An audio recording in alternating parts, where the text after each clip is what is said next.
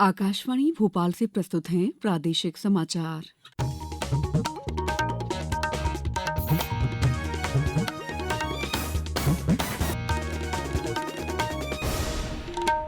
नमस्कार, समाचारों के साथ मैं दीपा सिंह।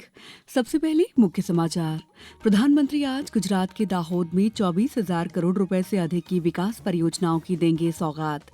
उपराष्ट्रपति आज नरसिंहपुर में 3 दिवसीय कृषि उद्योग समागम का करेंगे उद्घाटन। केंद्रीय मंत्री शिवराज सिंह चौहान की विकसित भारत संकल्प पदयात्रा का आज दूसरा दिन।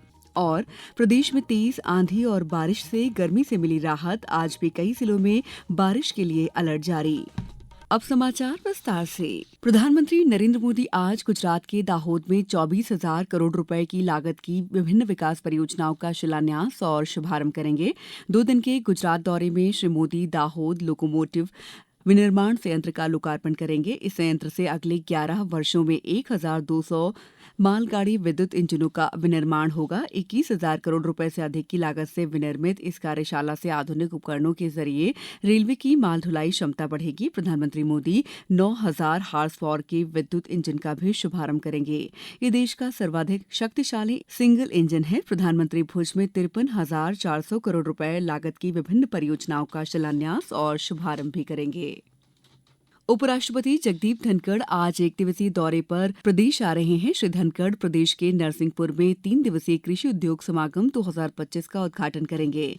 अधिक जानकारी दे रहे हैं हमारे संवाददाता। कृषि उद्योग समागम में राज्यपाल मंगूभाई पटेल, मुख्यमंत्री डॉक्टर मोहन यादव, राज्य सरकार के कई मंत्री और कृषक संगठनों के पदाधिकारी शामिल होंगे। समागम 28 मई तक चलेगा। कृषि उद्योग समागम का उद्देश्य प्रदेश की कृषि आधारित अर्थव्यवस्था को प्रसंस्करण और मूल्य आधारित व्यवस्था से जोड़ते हुए निवेश, नवाचार और नौकरियों के नए द्वार खोलना है। समागम स्थल पर एग्री हॉर्टी एक्सपो के तहत आधुनिक कृषि यंत्र, ड्रोन, एआई आधारित उपकरण, पॉली हाउस, जैविक और नैनो उर्वरक, दुग्ध एवं गौशाला उत्पाद प्रदर्शित किए जाएंगे। समागम में 8 सरकारी विभागों द्वारा कृषि नवाचारों पर आधारित 90 से अधिक स्टॉल भी लगाए जाएंगे। संजीव शर्मा, आकाशवाणी समाचार, भोपाल।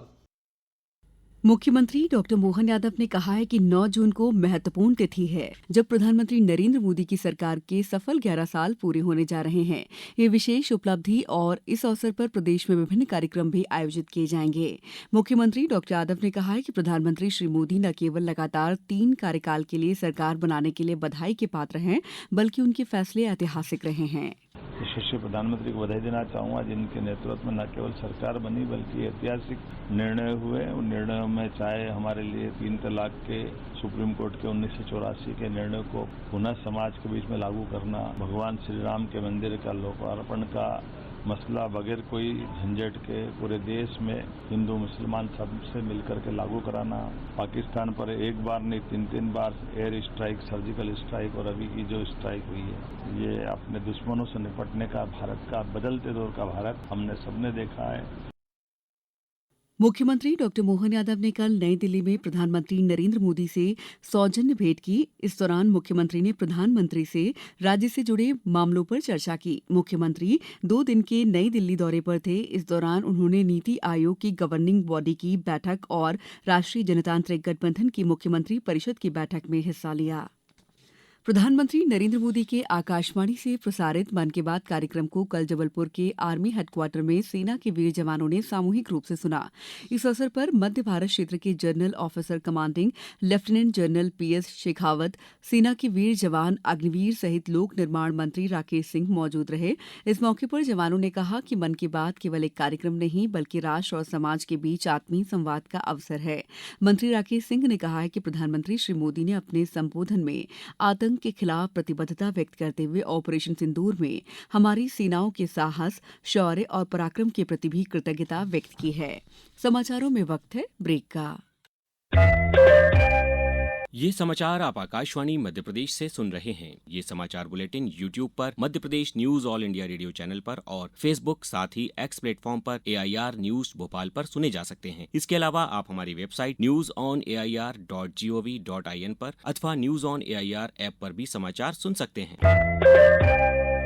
ब्रेक के बाद समाचारों में आपका एक बार फिर स्वागत है।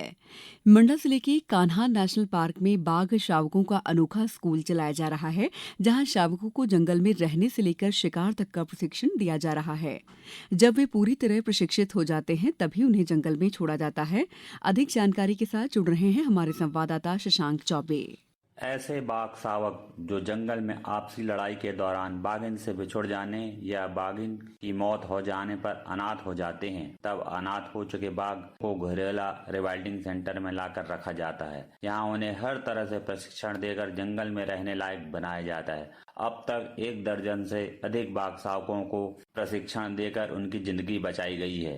कान्हा नेशनल पार्क में ये अनोखा स्कूल जब 2 दशक पहले शुरू हुआ था, तब देश में इस तरह का पहला प्रयोग था जो सफल साबित हुआ है। कान्हा नेशनल पार्क के डिप्टी डायरेक्टर पुनीत गोयल ने बताया कि क्योंकि बाघों में आपस में काफी लड़ाई और संघर्ष होते हैं, तो ऐसा देखने में आता था कि कुछ शावक अपनी माँ से बिछड़ जाते थे और उनका भविष्य काफी अंधेरे में रहता था कि क्योंकि वो बिना माँ के सर्वाइव नहीं कर पाएंगे।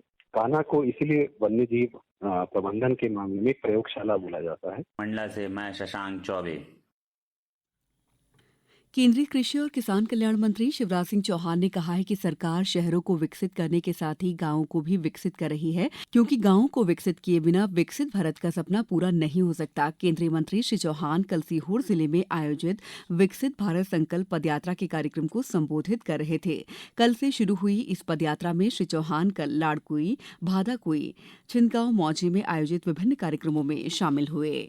विकसित भारत बनाना तो गांव विकसित बनाना पड़ेगा, तो गांव के लोगों को ही आगे आना पड़ेगा कि नहीं हम अपना गांव विकसित बनाएंगे। सरकार, समाज, जनता, वैज्ञानिक, अधिकारी, कर्मचारी, पत्रकार सब एक साथ आ जाएं तो विकसित भारत का लक्ष्य निश्चित तौर पर पूरा होगा। और इसकी जागृति के लिए, जागरण के लिए पदयात्रा पर मैं निकला हूं। अभी हम विकसित कृषि संकल्प अभियान 29 मई से 12 जून तक वो भी करने वाले हैं, जिसमें वैज्ञानिक किसानों के बीच जाएंगे।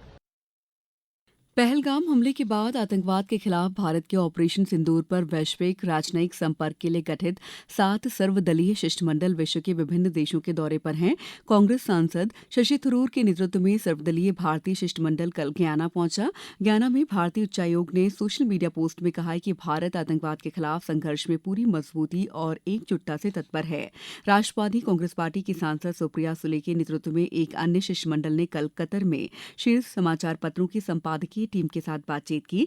भारतीय जनता पार्टी के सांसद और बैजयंत जय पांडा के नेतृत्व में एक सर्वदलीय शिष्टमंडल आज और कल कुवैत के दौरे पर होगा। प्रदेश में कई जिलों में तेज आंधी और बारिश होने से तापमान में कमी आई है। कल से नौतपे की शुरुआत हुई, लेकिन खजुराहो को छोड़कर कहीं भी तापमान 40 डिग्री सेल्सियस से ऊपर नहीं रहा। मौसम विभाग ने आज बुरहानपुर, खंडवा सहित 10 जिलों के लिए बारिश का ऑरेंज अलर्ट जारी किया है। अन्य जिलों में भी हल्की बारिश की संभावना है। अब कुछ समाचार संक्षेप में। लोक शिक्षण संचालनालय ने कक्षा 10वीं और 12वीं की द्वितीय परीक्षा की तैयारी के लिए विशेष कक्षाओं के संचालन का निर्णय लिया है।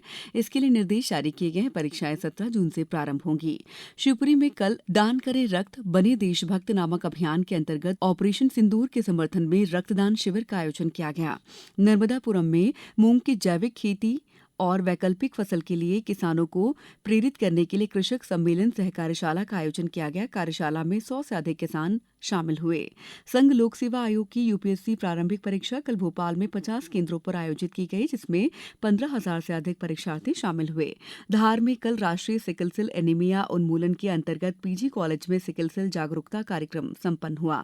खंडवा में भवानी माता रोड स्थित प्राचीन शनि मंदिर में धार्मिक उत्साह के साथ शनि जन्मोत्सव कल मनाया जाएगा। प्रदेश में आज वट सावित्री पूजन के अवसर पर महिलाओं द्वारा वट वृक्षों पर धागा बांधकर पूजा की जाएगी। इस बुलेटिन में बस इतना ही। अगला बुलेटिन दोपहर 2:10 पर। नमस्कार।